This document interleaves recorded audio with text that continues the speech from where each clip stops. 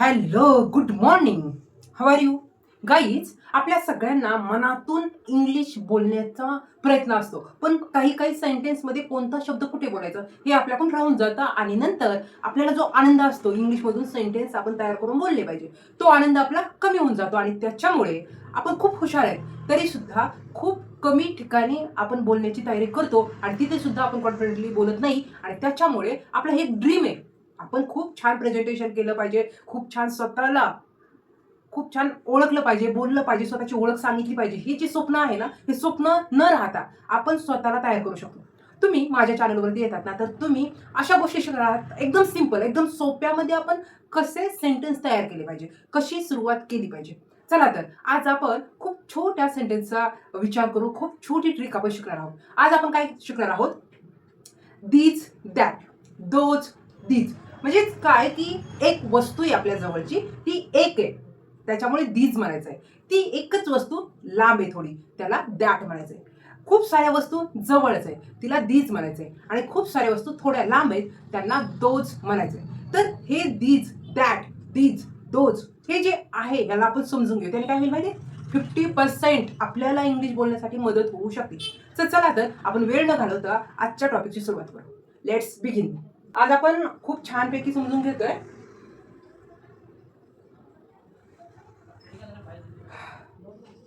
These. खरं सांगू का, आपण दीज म्हणायच्या अगोदर, आपण इंग्लिश बोलायच्या अगोदर दिस दिस म्हणतो. आपल्याला वाटतं दिस ठीक आहे ना, दीज काय बोलायचं. पण ज्यावेळेस आपण खूप साऱ्या गोष्टी शिकत जातो ना, मग आपल्याला मिस्टेक कळायला जातात. त्याच प्रकारे हा जो आहे ना, दीज शब्द आपण बोलतो, पण दीज नाही आहे, हा दीज आहे. तर दीज हा ही हे, दॅट तो ती ते. हा लांबसाठी एक वस्तू, ही जवळसाठी एक वस्तू. आता आपण सुरुवातीला दीजचे सेंटेन्स घेऊ 5. तर सगळ्यात अगोदर आणि आवर्जून मला आज सांगायचंय की धीस, दॅट, दीज, दोज मध्ये आवर्जून इज आणि आरच येतं.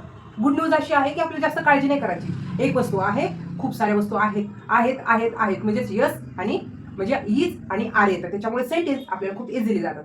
सुरुवातीला स्टार्टिंगला मी माझं उदाहरण देणार आहे. These is my pen.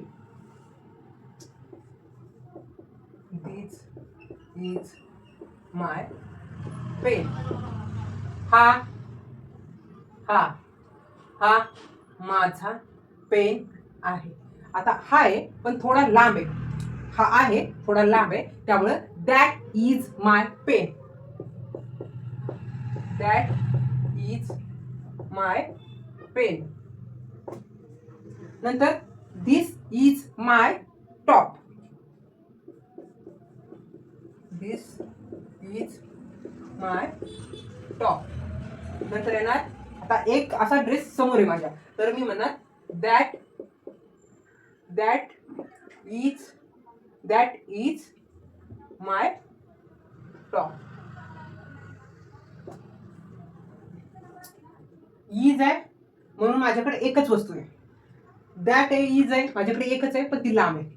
नंतर this is my notebook. Notebook माझ्या जवळ आहे. This is notebook. This is note. आता हेच लांब आहे. That is my notebook. That is note book.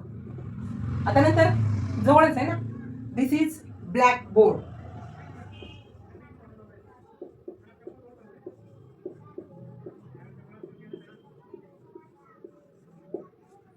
हाच थोडा लांब आहे, एक दुसरा आहे, त्याला म्हणणार आहे मी दॅट इज ब्लॅक बोर्ड. लांब आहे आणि एकच आहे.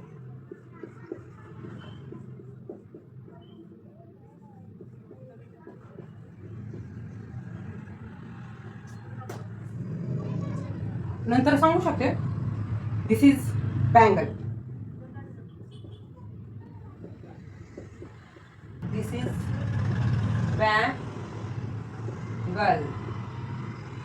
बँगल एकच आहे ना बांगडी. आता अशीच एक समोर आहे म्हणून आवर्जून. नाहीतर एक घर आहे तर आपण that is house. Is a house. तर अशा प्रकारे आपल्याला जे कन्फ्युजन होतंय दॅटचं, दीज आणि दॅटचं, तर आजपासून ते क्लिअर होऊन जाईल. खूप सिंपल वेने आपण शिकतोय. This is my pen, this is my top, this is notebook, this is blackboard, this is bangle.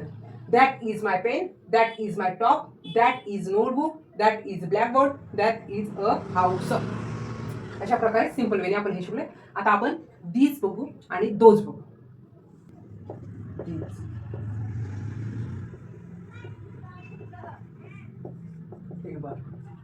These आहे ते अनेक आहेत, भरपूर आहे माझ्याकडे, पण जवळ आहेत.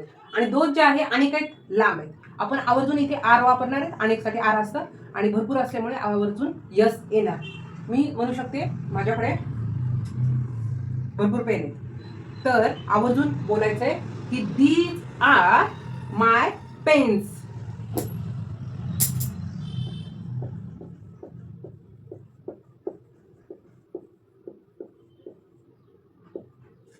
आता अशीच पेन लांब आहेत, तर दोज आर माय पेन्स.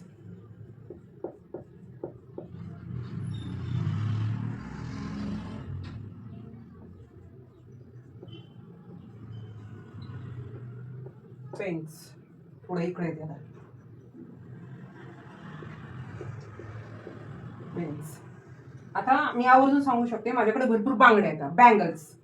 तर दीज आर बँगल्स. अशा गोष्टी आहेत, त्याच्यामुळे दीज आहेत. आणि लांब आहेत आणि त्या अनेक आहेत म्हणून दोज आहेत. तर मी आवर्जून सांगू शकते माझ्याकडे भरपूर काय आहे, भरपूर काय आहेत.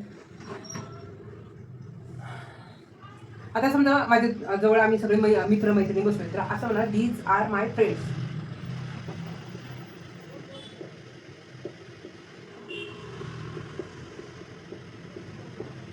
फ्रेंड्स. आता तेच माझे फ्रेंड्स दुसरीकडे लांब आहेत आणि मी आवर्जून माझ्या मैत्रिणी सांगते दोज आर माय फ्रेंड्स.